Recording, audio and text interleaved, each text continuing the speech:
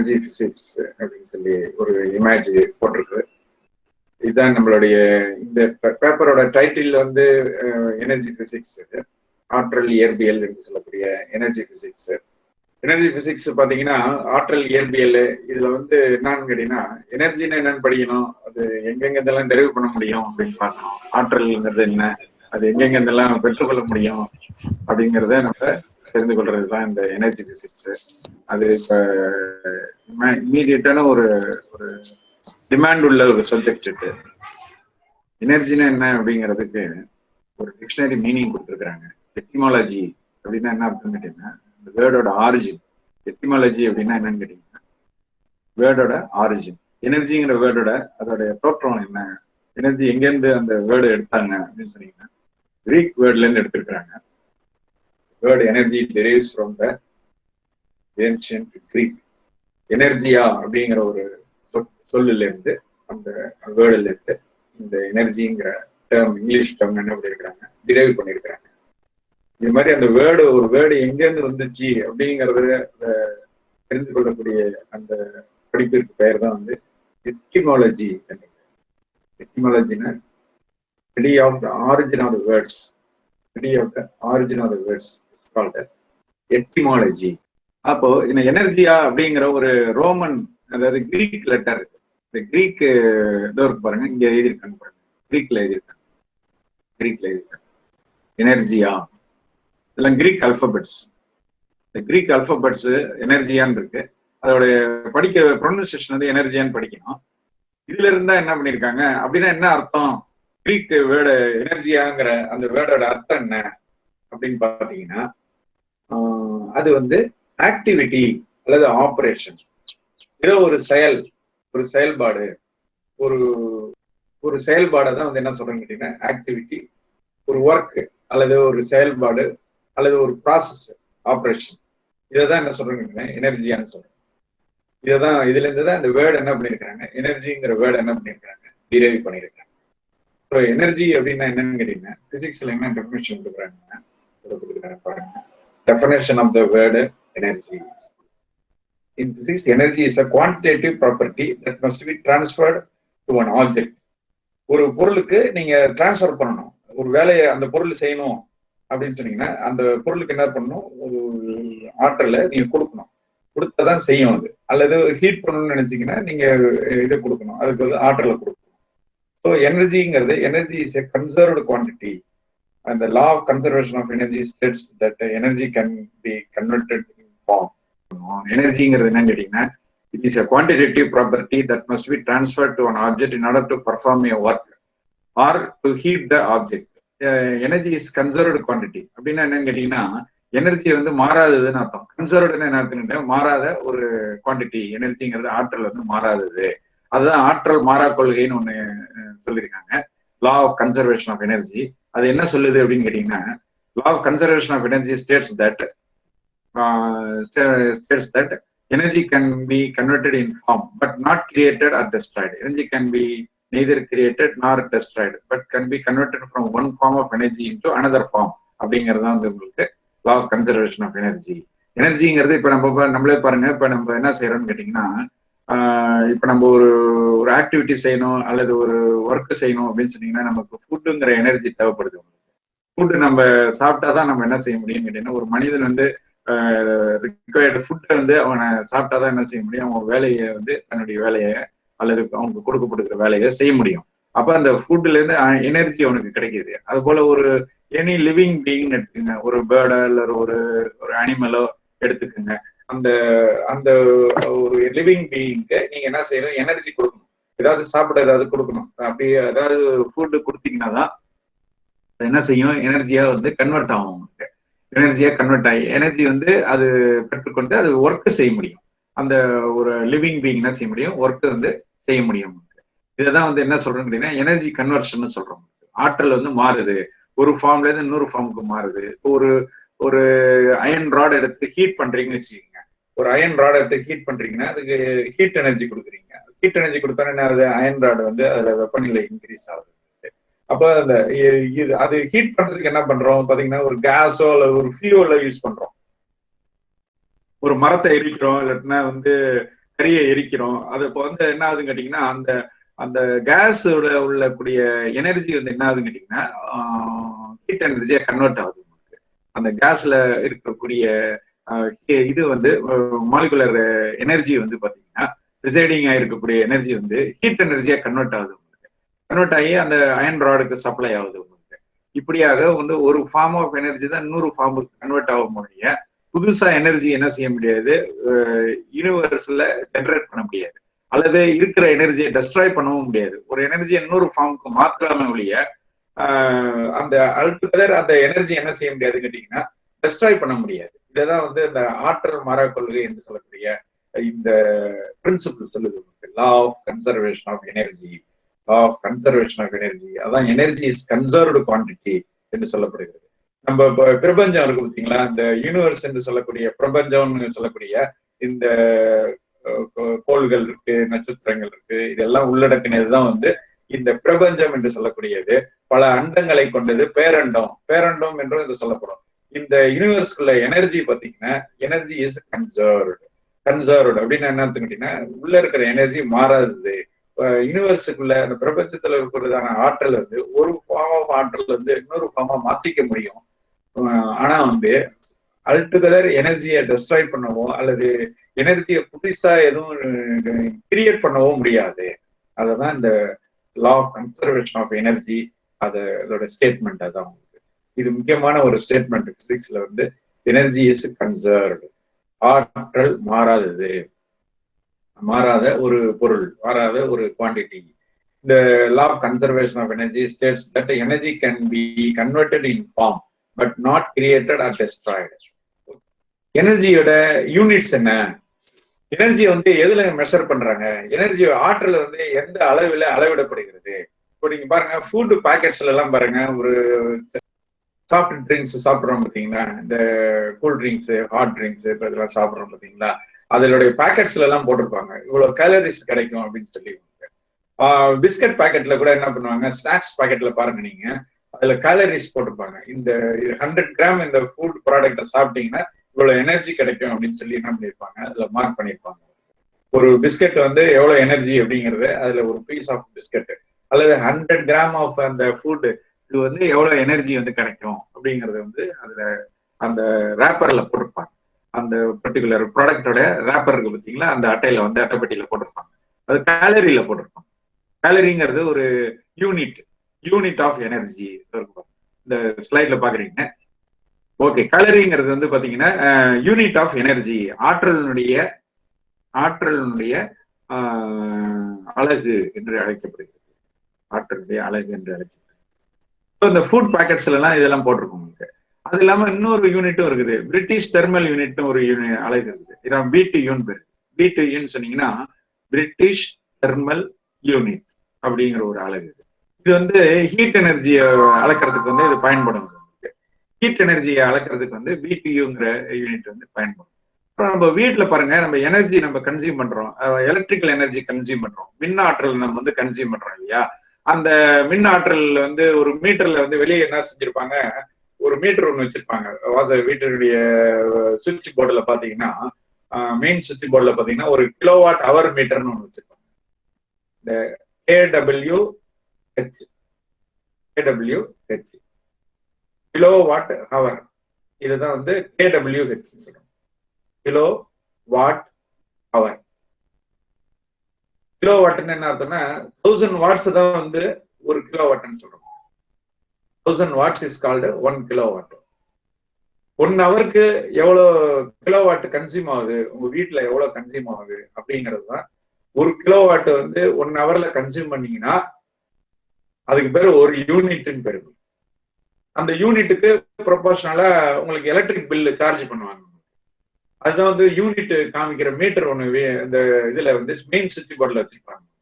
அது இப்ப டிஜிட்டல் மீட்டரா வந்துருச்சு. அந்த டிஜிட்டல் மீட்டர்ல பாத்தீங்கன்னா கிலோவாட் ஹவர்ல வந்து எவ்வளவு யூனிட் கன்சியூம் பண்ணிருக்கோம் அப்படிங்கிறது. ஒரு யூனிட் கன்சியூம் பண்ணா என்ன அர்த்தம் கேட்டீங்கன்னா 1 கிலோவாட் ஹவர் எனர்ஜி வந்து நீங்க கன்சியூம் பண்ணிருக்கீங்கன்னு அர்த்தம். அதாவது இன்னும் தெளிவா உங்களுக்கு சொல்றேன் பாருங்களேன். ஒரு அயன் பாக்ஸ் இருக்கு, அது அயன் பாக்ஸ் வந்து 1000 வாட்ஸ் பவர் கன்சியூம் பண்ணக்கூடியதா இருந்ததுன்னு வச்சுக்கோங்க. அதை 1 ஹவர் போட்டு வச்சிருந்தீங்கன்னா உங்களோட மீட்டர்ல வந்து ஒரு யூனிட் என்ன ஆகும், இன்க்ரீஸ் ஆகும். ஒரு யூனிட் நீங்க கன்சியூம் பண்ணதா அது ரெக்கார்ட் பண்ணிக்கும். எப்படின்னு கேட்டீங்கன்னா 1 hour ஒரு 1 கிலோவாட் அயன் பாக்ஸ், அதாவது 1000 வாட்ஸ் கொண்ட ஒரு அயன் பாக்ஸ 1 மணி நேரம் இயக்குனீங்கன்னா ஒரு யூனிட் என்ன ஆகும்னு கேட்டீங்கன்னா அதுல ரெக்கார்ட் ஆகும், பதிவாகும். இப்படிதான் அந்த கிலோவாட் ஹவருங்கிறது வந்து யூனிட். கவனிக்கிறீங்களா? இந்த கிலோவாட் ஹவர் வந்து ஒரு யூனிட். எலக்ட்ரிக்கல் பவர் வந்து இந்த யூனிட்ல அளவிடப்படுகிறது, கிலோவாட் ஹவர். இதை யூனிட்னு சொல்லலாங்க, 1 யூனிட் அப்படின்னு சொல்லலாம். அப்புறம் இந்த பாருங்க, இந்த இது எலக்ட்ரான் வோல்ட்னு ஒரு யூனிட் இருக்கு. இதுதான் நம்ம வந்து பிசிக்ஸ்லயும் எலக்ட்ரானிக்ஸ்லயும், பிசிக்ஸ் அப்புறம் வந்து கெமிஸ்ட்ரிலையும் யூஸ் பண்ணக்கூடிய யூனிட். மிக துல்லியமான ஆற்றல்கள், மிக குறைவான நுண்ணிய ஆற்றல்கள், அதோடைய அளவை வந்து நீங்க எலக்ட்ரான் வோல்ட்ல வந்து நம்ம மெஷர் பண்ணலாம். எலக்ட்ரான் வோல்ட் அப்படிங்கிற ஒரு யூனிட், இது வந்து எனர்ஜியோட யூனிட். இ கேபிட்டல் வி போடணும், இ ஸ்மால் இயும் கேபிட்டல் வியும் போடணும். அதான் வந்து எலக்ட்ரான் வோல்ட் என்று சொல்லக்கூடிய யூனிட். இது வந்து அட்டாமிக் சிஸ்டம்ஸ், மாலிகுல்ஸ், இதுல அடங்கி இருக்கக்கூடிய கைனடிக் எனர்ஜி, பொட்டன்ஷியல் எனர்ஜி, எலக்ட்ரானோட எனர்ஜி, புரோட்டானோட எனர்ஜி, நியூட்ரானோட எனர்ஜி, நியூக்ளியர் எனர்ஜி, இதுகள்லாம் வந்து மெஷர் பண்றதுக்கு வந்து மிக நுண்ணிய ஒரு அளவு தேவைப்படுது. அது ரொம்ப மைனூட்டான அளவு. இதுதான் வந்து என்ன சொல்றோம், எலக்ட்ரான் வோல்ட்னு சொல்றோம். அப்புறம் எர்க்குங்கிற ஒரு யூனிட் வருது, எர்க், இஆர்ஜி என்று சொல்லக்கூடிய எர்க்குன்னு இருக்கு. ஃபுட் பவுண்ட்லயும் வந்து மெஷர் பண்ணலாம். இது பழைய system, foot pound system, FPS சிஸ்டம்னு சொல்லுவோம். Foot pound second system, foot pound second system. வந்து இப்ப நம்ம வந்து எம்கேஎஸ் சிஸ்டம் யூனிட்ஸ் யூஸ் பண்றோம், மீட்டர், கிலோகிராம், செகண்ட். இது ஓல்டு யூனிட். அப்புறம் பாருங்க, இந்த எஸ்ஐ யூனிட் ஆஃப் எனர்ஜி என்ன அப்படின்னு கேட்டீங்கன்னா, இந்த kilogram metre square second power -2, kilogram metre square second power -2. இதுதான் 1 ஜூல் என்று சொல்லுவோம். ஜேன் போட்டிருக்கு பாருங்க, இங்க ஜேன் சொன்னீங்கன்னா ஜூல்னு அர்த்தம். இதுதான் 1 ஜூல்னு அர்த்தம். 1 kilogram metre square second power -1 is called 1 joule of energy. 1 joule of energy. SI unit of energy is called 1 joule. ஜூல்ங்கிற சயின்டிஸ்ட் வந்து ஹானர் பண்றதுக்காக இந்த 1 kilogram metre square second power -2 பெருமைப்படுத்துறதுக்காக இதை வச்சிருக்காங்க. இந்த இதான் வந்து எனர்ஜி வந்து பாத்தீங்கன்னா ஒவ்வொரு, ஆனா எல்லா யூனிட்லயும் கன்வர்ஷன் இருக்கு. இதுல இருந்து இதுக்கு கன்வர்ஷன் பண்ணலாம், இதுல இருந்து இதுக்கு கன்வர்ஷன் பண்ணலாம். கன்வர்ஷன் எனர்ஜி யூனிட் வந்து யூனிட் கன்வர்ஷன் பண்ணலாம். கலோரியில இருக்கிறது வந்து ஜூலுக்கு மாத்தலாம், ஜூல்ல இருக்கிறது வந்து கலோரிக்கு எனர்ஜிக்கு மாத்தலாம். அது மாதிரி கலோரியில் இருக்க எலக்ட்ரான் வோல்ட் யூனிட்டுக்கு மாத்தலாம். அந்த அதுக்கு வந்து உங்களுக்கு ஸ்டாண்டர்டு ப்ரொசீஜர் இருக்கு. அதன்படி நீங்க என்ன பண்ணீங்கன்னா 1 யூனிட் வந்து 100 யூனிட்டா என்ன பண்ணலாம், கன்வெர்ட் பண்ணலாம். அது போல அது மாதிரி எப்படி இன்ச்சை வந்து நீங்க வந்து சென்டிமீட்டர் ஆகும், சென்டிமீட்டர் வந்து மில்லிமீட்டர் ஆகும் கன்வெர்ட் பண்ணலாமா, அது மாதிரி இதை வந்து நீங்க எல்லாருமே எனர்ஜியோட யூனிட்ஸ் தான். இதை ஒன்னொட்டு என்ன பண்ணலாம், கன்வெர்ட் பண்ண முடியும். இப்போ டைமென்ஷன் ஃபார்முலா இங்க கொடுத்துருக்கு, ml ஸ்கொயர் T பவர் -2 சொல்லி அந்த டைமென்ஷன் ஃபார்முலா வந்து இங்க next common forms of energy அப்படிங்கிற ஒரு ஸ்லைடை பார்ப்பீங்க நீங்க எல்லாரும். பொதுவான ஆற்றல் மூலங்கள், ஆற்றலுடைய ஃபார்ம்ஸ், எனர்ஜியோட பல்வேறு வகைகள், காமன் ஃபார்ம்ஸ் ஆஃப் எனர்ஜி. என்னென்ன எனர்ஜி இருக்கு பிசிக்ஸ்ல பாத்தீங்கன்னா, இயக்க ஆற்றல்னு சொல்லுவோம், kinetic energy. Kinetic energy of moving. ஒரு பொருள் மூவ் ஆயிட்டு இருக்குன்னு வச்சுங்களா, அதுக்கு கைனடிக் எனர்ஜி இருக்கும். இயக்க ஆற்றல் என்று சொல்லக்கூடிய அந்த கைனடிக் எனர்ஜி வந்து அந்த ஆப்ஜெக்ட்டுக்கு அது இருக்கும், ப்ரொசஸ் ஆயிருக்கும். Object possesses kinetic energy if it moves. Suppose அந்த ஆப்ஜெக்ட் ரெஸ்ட்ல இருந்துன்னு வச்சுங்களேன், அதுக்கு எனர்ஜி இருக்காதா சார் அப்படின்னா, கைனடிக் எனர்ஜி இருக்காது, பட் பொட்டன்ஷியல் எனர்ஜி இருக்கும். பொட்டன்ஷியல் எனர்ஜின்னு ஒண்ணு இருக்குது, நிலை ஆற்றல் என்று சொல்லக்கூடியது. இதான் வந்து பொட்டன்ஷியல் எனர்ஜி. ஒரு பொருள் நிலையா ஒரு இடத்துல ஸ்டேஷனரியா இருக்கு, சேம நின்றுட்டு இருக்கு அப்படின்னு சொன்னீங்கன்னா, அதுக்கு வந்து நிலை ஆற்றல் என்கிறதான அது ஒரு ஆற்றல் அதுல பொதிஞ்சிருக்கும், அதுல அடங்கி இருக்கும். அதான் வந்து இந்த object possesses potential energy when it is at rest. When the same object is moving, it also has potential energy as well as kinetic energy. Potential energyயும் இருக்கும், அதுக்கு kinetic energyயும் இருக்கும். அடிஷனலா kinetic energy அதுக்கு வந்துடும். மூவிங் ஆப்ஜெக்ட்டுக்கு அடிஷனலா எக்ஸ்ட்ராவா ஒரு kinetic energyங்கிற ஒரு part அதுல add ஆயிடும். ஓகே, இதுல வந்து பாத்தீங்கன்னா டோட்டல் எனர்ஜிங்கும் போது ரெண்டுத்தையும் சம் பண்ணணும். பொட்டன்ஷியல் எனர்ஜியும் kinetic எனர்ஜியும் சம் பண்ணீங்கன்னா தான் டோட்டல் எனர்ஜி கிடைக்கும்.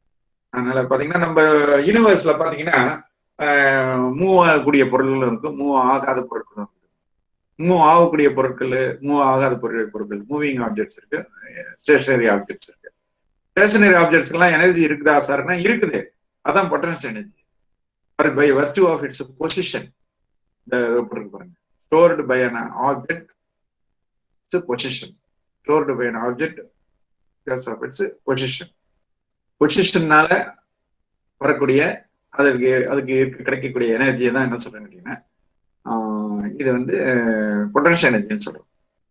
இப்போ ஒரு டேங்க்ல வந்து வாட்டரை ஸ்டோர் பண்ணி வச்சிருக்கீங்கன்னு வச்சுங்களேன், ஓவர் ஹெட் டேங்க், மேல்நிலை தொட்டி என்று சொல்லுவார்கள். மேல்நிலை தொட்டி என்று ஒவ்வொரு ஊர்லயும் இருக்கும், கிராமத்துலயும் இருக்கும். அங்கிருந்து தண்ணி எல்லாருக்கும் சப்ளை ஆகும், வாட்டர் சப்ளை ஆகும்.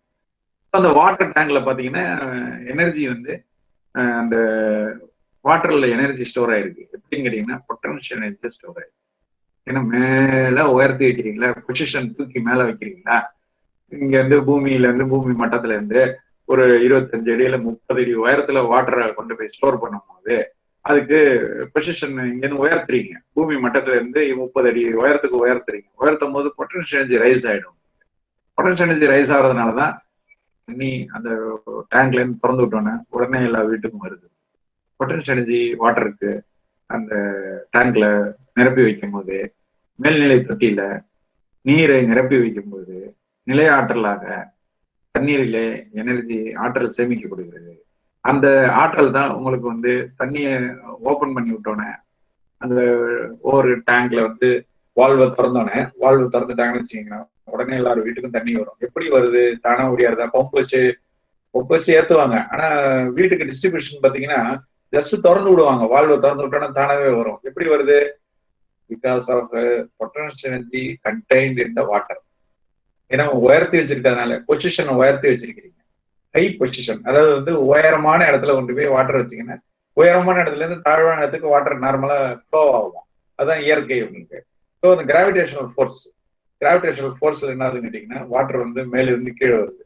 அப்போ பூமி மட்டத்துல இருந்து ஒரு பொருளை உயரத்துக்கு தூக்க அதோட பொட்டன்ஷியல் எனர்ஜி இன்க்ரீஸ் ஆயிட்டு, பூமி மட்டத்துல இருந்து ஒரு பொருளை உயரமா கொண்டு போக அந்த பொருளுடைய பொட்டன்ஷியல் எனர்ஜி என்ன ஆகும்னு கேட்டீங்கன்னா இன்க்ரீஸ் ஆகிட்டே இருக்கும். ஏன்னா கிராவிடேஷனல் எனர்ஜி இருக்குது, புவி ஆற்றல் இருக்கு. அது வந்து மேல போக உங்களுக்கு வந்து பொருளுடைய பொசிஷன் மாற அதான் பொருள். Potential energy stored by an object its position in a force field. இப்போ ஒரு சைக்கிள் இருக்குன்னு வச்சுங்களா, ஒரு சைக்கிள் எடுத்துக்கிட்டா வச்சுக்கோங்க, ஒரு உயரமான மேடான இடத்துக்கு போயிடுறீங்க, நல்ல மேடான இடத்துக்கு போயிடுறீங்க. அங்கிருந்து என்ன பண்றீங்க, ஒரு தாழ்வான இடத்துக்கு சைக்கிளை ஓட்டுறதுக்கு முயற்சி பண்றீங்க. தானா சைக்கிள் ஓடும், நீங்க மிதிக்க வேண்டிய அவசியம் கிடையாது. எப்படி ஓடுது அப்படின்னா, நீங்க முதல்ல மேடான இடத்துக்கு நீங்க என்ன பண்றீங்க, சைக்கிள் எடுத்துட்டு போறீங்க. அப்படி எடுத்துட்டு போகும்போது என்ன ஆகுதுன்னு கேட்டீங்கன்னா அதுல பொட்டன்ஷியல் எனர்ஜி உங்க கண்ணுக்கு தெரியாது, ஆனா அந்த பொட்டன்ஷியல் எனர்ஜியா அதுல வந்து ஸ்டோர் ஆகுது, எனர்ஜி அதுல ஸ்டோர் ஆகுது. அப்புறம் நீங்க அந்த மேட்ல இருந்து பள்ளத்துக்கு சைக்கிள்ல இறங்கும் போது அந்த பொட்டன்ஷியல் எனர்ஜி கைனடிக் எனர்ஜியா கன்வெர்ட் ஆகுது. பொட்டன்ஷியல் எனர்ஜி கைனடிக் எனர்ஜியா கன்வெர்ட் ஆகுது. அதாவது இப்போ சைக்கிள் வந்து ஒரு மேடான இடத்துக்கு தள்ளிட்டு போறீங்கன்னா கைனடிக் எனர்ஜி பொட்டன்ஷியல் எனர்ஜியா மாறும்.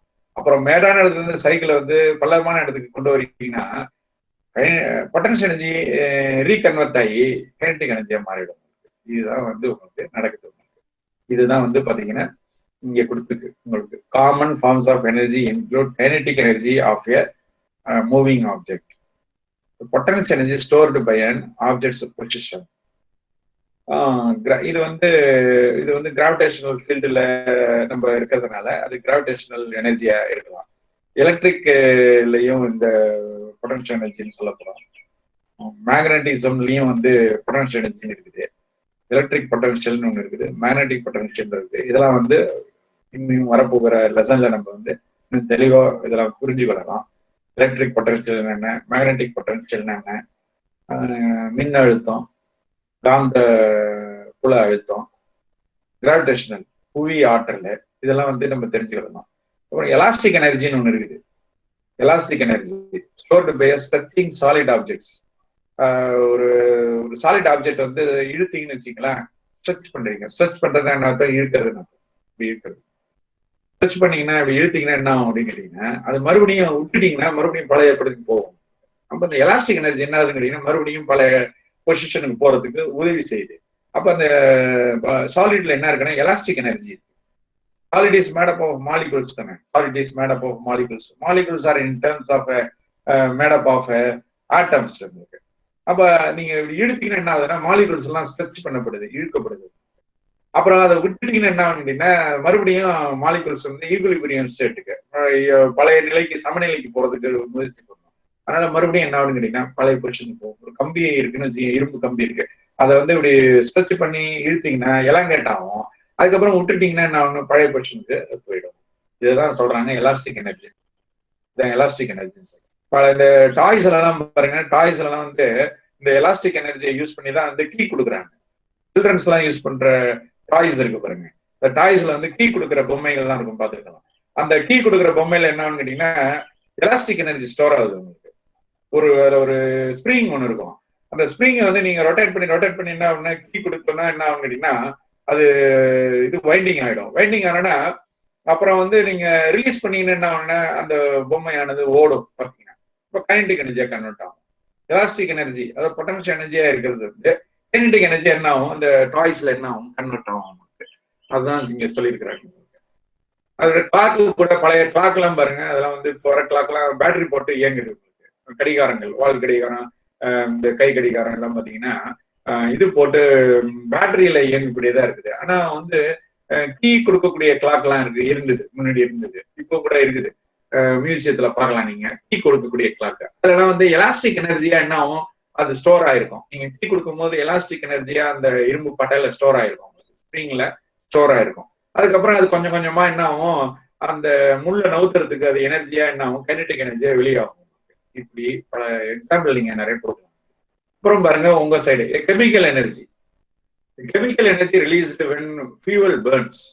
ஒரு எரிபொருளானது எரியும் போது என்ன ஆகுதுன்னு கேட்டீங்கன்னா அதுல வேதி ஆற்றல் வெளிப்படுகிறது. வேதி ஆற்றல், chemical energy is released when fuel Burns. ஒரு கரியோ அல்லது ஒரு உட், அதாவது காஞ்ச மரம் இருக்கு, அது எரியுது. இல்லாட்டினா வந்து ஒரு கேஸ், எல்பிஜி கேஸ், அது எரியுது. உங்களுக்கு பயோகேஸ் எரியுது.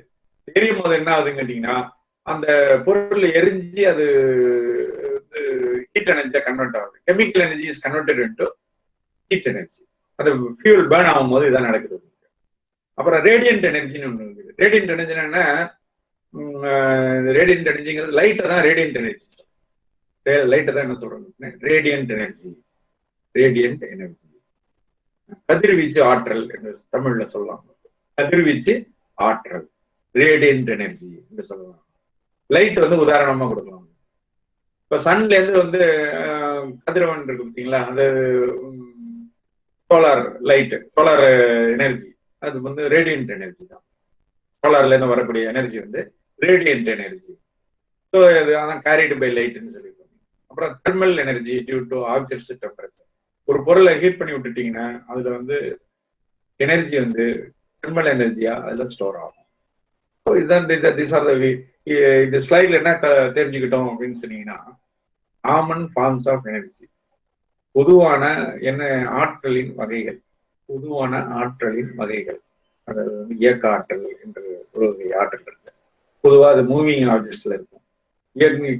இயங்கி கொண்டிருக்கிற பொருட்கள் எல்லாம் வந்து கைனடிக் எனர்ஜி இருக்கும். இயங்காம நிலையா இருக்கிற பொருட்கள்லயும் ஆற்றல் இருக்கும், அதுக்கு பொட்டன்ஷியல் எனர்ஜி என்று பெயர், நிலையாற்றல் என்று பெயர். டோட்டல் எனர்ஜி என்று சொல்லப்படும் போது ரெண்டு இதையும் நீங்க சம் பண்ணணும். Kinetic energy plus potential energy, மொத்த ஆற்றல். அப்புறம் இதுல வந்து பாத்தீங்கன்னா கிராவிடேஷனல் எனர்ஜி, புவி ஆற்றல் என்று சொல்லப்படுகிறது. எந்த ஒரு பொருளையும் வந்து தன்னுடைய மையத்தை நோக்கி இழுக்கும். அப்புறம் வந்து சூரியனும் சந்திரனும், சூரியனும் பூமிக்கும் ஒரு ஈர்ப்பு விசை இருக்கும். இது எதனால வருது அப்படின்னா கிராவிடேஷனல் எனர்ஜினால வருது. அது மாதிரி சூரியனுக்கும் மற்ற எல்லா கோள்களுக்கும் ஒரு ஈர்ப்பு விசை இருக்கும். அது எதனால வருது அப்படின்னு இந்த கிராவிடேஷனல் எனர்ஜினால வருது. அது மாதிரி நிலாவுக்கும் நம்முடைய பூமிக்கும் ஒரு ஈர்ப்பு விசை இருக்கும். இது எதனால வருதுன்னா கிராவிடேஷனல் எனர்ஜினால வருது. ரெண்டு பொருட்கள் இருக்குன்னு வச்சுக்கோங்க, ரெண்டு பொருட்கள் கடையில கிராவிடேஷனல் ஃபோர்ஸ், கிராவிடேஷனல் எனர்ஜி ஒவ்வொரு பொருளுக்கும் புவி ஆற்றல் பெறும். இது கண்ணுக்கு தெரியாது உங்களுக்கு இதெல்லாம். இப்ப ஹீட் எனர்ஜினா நீங்க தொட்டிங்கன்னா சுடும், லைட் எனர்ஜினா கண்ணால பார்க்கலாம். இதெல்லாம் வந்து இப்ப கிராவிடேஷன்ங்கிறது நீங்க இன்விசிபிள், அது வந்து நீங்க பார்க்க முடியாது, ஆனா இருக்கும். ஹெவியா இருக்கும். இப்போ யூனிவர்ஸ்ல பாத்தீங்கன்னா கிராவிடேஷனல் எனர்ஜினாலதான் உங்களுக்கு வந்து இந்த யூனிவர்ஸே பாத்தீங்கன்னா ஸ்டேபிளா நிக்குது. யூனிவர்ஸே வந்து அந்தந்த இடத்துல பாத்தீங்கன்னா நட்சத்திரங்கள்லாம் அந்தந்த இடத்துல அது அதோடைய பாதையில ஓடிட்டு இருக்கு. கோள்கள்லாம் அதோடைய பாதையில ஓடிக்கொண்டிருக்குது. அப்புறம் சேட்டலைட்ஸ் எல்லாம் அதோடைய ஆர்பிட்ஸ்ல ரிவால்வ் ஆயிட்டு இருக்கு. இதெல்லாம் பாத்தீங்கன்னா எப்படி ரிவால்வ் ஆகுது சார் அப்படின்னு சொன்னீங்கன்னா கிராவிடேஷனல் எனர்ஜி, இன்விசிபிள் எனர்ஜி இது. ஆனா ஹெவியான எனர்ஜி இது. இவ்வளவு பெரிய சூரியனையும் சந்திரனையும் அது வந்து கவர்ன் பண்ணி அது பர்டிகுலர் ஆர்பிட்ல சுத்த வைக்குதுன்னா பாருங்க. Gravitation energy huge gravitation energy is available in the universe. பேரண்டத்துல இந்த கிராவிடேஷனல் எனர்ஜி என்று சொல்லக்கூடிய ஈர்ப்பு ஆற்றல் இருக்கிறதுனாலதான் இந்த பேரண்டமே ஒரு நிலையான ஒரு சமநிலையில இருக்குது என்று நம்ம சொல்லலாம். அப்புறம் எலக்ட்ரிக் எனர்ஜி, மேக்னட்டிக் எனர்ஜி இருக்கு, மின்னாற்றல் இருக்கு, காந்த ஆற்றல் இருக்கு, எலாஸ்டிக் எனர்ஜி மீள்தன்மையுடையது. அதான் மீள்தன்மை, எலாஸ்டிக் மீள்தன்மை. ஒரு பொருளை நீட்டுனீங்கன்னா திருப்பி தானாவே பழைய நிலைக்கு விட்டுட்டீங்கன்னா வந்துடும். அதான் எலாஸ்டிக் எனர்ஜி. இந்த மீள்தன்மை கொண்ட ஆற்றல். அது அடுத்தது கெமிக்கல் எனர்ஜி, வேதிய ஆற்றல், ஃபியூலை பேர்ன் பண்ணும்போது நமக்கு கிடைக்கும். அப்புறம் ரேடியன்ட் எனர்ஜினா கதிர்வீச்சு ஆற்றல். இதுவும் பாத்தீங்கன்னா இதுல கண்ணுக்கு புலப்படாத கதிர்வீச்சு இருக்குது, கண்ணுக்கு புலப்படக்கூடிய கதிர்வீச்சு இருக்கு. விசிபிள் லைட் இருக்குது, இன்விசிபிள் லைட் இருக்கு. விசிபிள் எனர்ஜி இருக்கு, இன்விசிபிள் எனர்ஜி ரேடியன்ட் எனர்ஜில அதுலயும் 2 விதமான இருக்கு. Infrared, ultraviolet, X-ray, gamma rays, இதெல்லாம் பாருங்க ரேடியன்ட் எனர்ஜி தான் எல்லாமே. ஆனா நம்ம கண்ணுக்கும் நம்முடைய சென்ஸுக்கும் உணர முடியாது. இந்த எனர்ஜி பிசிக்ஸ் ஏன் சார் படிக்கணும் அப்படின்னு சொன்னீங்கன்னா, எனர்ஜி வந்து உலகத்துல பாத்தீங்கன்னா வேர்ல்டு லெவல்ல வந்து நமக்கு எனர்ஜி அதிகமாக தேவைப்படுகிறது. அதான் எனர்ஜி டிமாண்ட்னு போட்டிருக்கோம், ஸ்லைட்ல போட்டிருக்கோம். வேர்ல்டு எனர்ஜி டிமாண்ட், உலகளாவிய ஆற்றல் தேவை.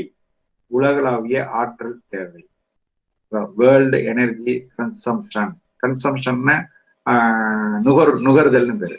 எனர்ஜியை வந்து எவ்வளவு வந்து கன்சியூம் பண்றாங்கன்னு பாருங்களேன். உலகளாவிய ஒரு கணக்கெடுப்பு எடுத்துக்கிறாங்க. 1970லயே, 80ல, 90ல, 2000ல, இப்படி 2010ல, இப்ப பிரசண்டா 2020ல எவ்வளவு எனர்ஜி நம்ம மக்கள் கன்சியூம் பண்றாங்க, ஹியூமன் சிவிலைசேஷன் வந்து எவ்வளவு எனர்ஜியை கன்சியூம் பண்ணுது அப்படின்னு பார்க்கும்போது இந்த ஆயில்ல இருந்து கிடைக்கக்கூடிய எனர்ஜி இருக்கு பார்த்தீங்களா, அதுதான் நம்ம அதிகமா உலகத்துல பயன்படுத்துறோம். Thank you for kind listening. Good bye to all.